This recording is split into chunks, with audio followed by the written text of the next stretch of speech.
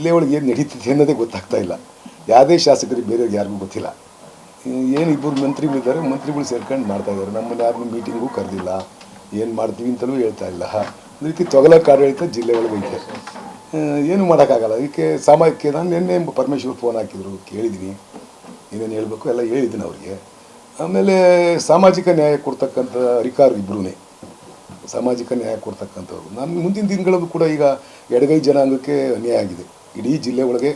ಈಗ ಬೋವಿ ಜನಾಂಗದವ್ರನ್ನ ಅಧ್ಯಕ್ಷರು ಮಾಡಿದ್ದಾರೆ, ST ಜನಾಂಗದವರು ಮಿನಿಸ್ಟ್ರಿದ್ದಾರೆ, ಬಲಗೈ ಜನಾಂಗದವರು ಮಿನಿಸ್ಟ್ರಿದ್ದಾರೆ. ಈಗ ನಾವೆಲ್ಲ ಒಕ್ಕಲಿಗರು MLAಗಳಿದ್ದೀವಿ, ಲಿಂಗಾಯತರುಗಳು MLAಗಳಿದ್ದಾರೆ. ಅನ್ಯಾಯ ಆಗಿರ್ತಕ್ಕಂಥದ್ದು ಹಿಂದುಳಿದ ವರ್ಗ ಮತ್ತು ಎಡಗೈ ಜನಾಂಗಕ್ಕೆ ಅನ್ಯಾಯ ಆಗಿದೆ. ಬರ್ತಕ್ಕಂಥ ದಿನಗಳಲ್ಲಿ DCC ಬ್ಯಾಂಕ್ ಬರುತ್ತೆ. ಆವಾಗ ಯಾರು ಒಬ್ಬ ಎಡಗೈ ಜನಾಂಗದ SC ಜನಾಂಗದವನ್ನ ಇದೇ ಥರ ನಾಮಿನಿ ಮಾಡಿ DCC ಬ್ಯಾಂಕ್ ಅಧ್ಯಕ್ಷರು ಮಾಡಿದರೆ ಇವರು ಸಾಮಾಜಿಕ ನ್ಯಾಯದ ಅಧಿಕಾರರು ಅಂತ ನಾನು ಅನ್ಕೊಂತೀನಿ. ನಾನು ಒತ್ತಾಯನೂ ಕೂಡ ಮಾಡ್ತೀನಿ. ಯಾಕೆಂದರೆ ಆ ಜನಾಂಗಕ್ಕೆ ಅನ್ಯಾಯ ಆಗೈತೆ. ಮೇಜರ್ ಜನಾಂಗ ಇರ್ತಕ್ಕಂಥದ್ದು ಎಡಗೈ SC ಜನಾಂಗ, ಅವ್ರಿಗೂ ಮಾಡಬೇಕಲ್ಲ ಅಲ್ವಾ. ಸಾಮಾಜಿಕ ನ್ಯಾಯ ಕೊಡ್ತೀವಿ ಅಂತಕ್ಕಂಥದ್ದನ್ನ ಉದ್ದೇಶ ಇಟ್ಕೊಂಡು ಇದು ಮಾಡಿದ್ದಾರೆ. ನಾನು ಅದನ್ನು ಸ್ವಾಗತ ಮಾಡ್ತೀನಿ, ನಾನು ಅದನ್ನು ವಿರೋಧ ಮಾಡಲ್ಲ, ಸ್ವಾಗತ ಮಾಡ್ತೀನಿ. ಈಗ ನಮ್ಮಲ್ಲಿ ರಿಸರ್ವೇಷನಲ್ಲಿ ಇಬ್ಬರು MLAಗಳು ಗೆಲ್ತಾರೆ. ಅವ್ರು ಗೆದ್ದಿರೋರು ಯಾರು ಗೆದ್ದಿದ್ದಾರೆ? ಒಬ್ಬರು ಬೋವಿ ಜನಾಂಗದವ್ರು ಗೆದ್ದಿದ್ದಾರೆ, ಇನ್ನೊಬ್ಬರು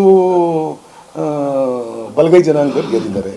ಆದರೆ ಎಲ್ಲೋ ಒಂದು ಕಡೆ ಆ ವರ್ಗ ಇವತ್ತು ಕೂಡ ಆ ಶೋಷಿತ ವರ್ಗ ಶೋಷಣೆಯಲ್ಲೇ ಐತಲ್ಲ ಅಲ್ವಾ. ಅವ್ರಿಗೆ ನ್ಯಾಯ ಸಿಗಬೇಕು ಅಂತಂದರೆ ಬರ್ತಕ್ಕಂಥ ದಿನದಲ್ಲಿ ಇವರು ಸಾಮಾಜಿಕ ನ್ಯಾಯ ಕೊಡಬೇಕು ಅಂತಕ್ಕಂಥದ್ದು, ಸಮಾಜಕ್ಕೆ ಇವರು ಸರಿಯಾದ ರೀತಿ ಮೆಸೇಜ್ ಕೊಡಬೇಕು ಅಂತಂದರೆ ಬರ್ತಕ್ಕಂಥ ದಿನಗಳಲ್ಲಿ ಇದೇ ರೀತಿ ಇವತ್ತೇನು ವೆಂಕಟೇಶ್ ಅವ್ರನ್ನ ಅಧ್ಯಕ್ಷರು ಮಾಡಿದ್ರು ನಾಮಿನಿ ಮಾಡಿ, ಅಲ್ಲೂ ಅವಕಾಶ ಇದೆ. PLD ಬ್ಯಾಂಕಲ್ಲೂ ಇದು DC ಬ್ಯಾಂಕಲ್ಲೂ ಅವಕಾಶ ಇದೆ. DC ಬ್ಯಾಂಕಲ್ಲೂ ಕೂಡ ನಾಮಿನಿ ಮಾಡಿ SC ಜನಾಂಗದ ಅಧ್ಯಕ್ಷರು ಮಾಡಲಿ.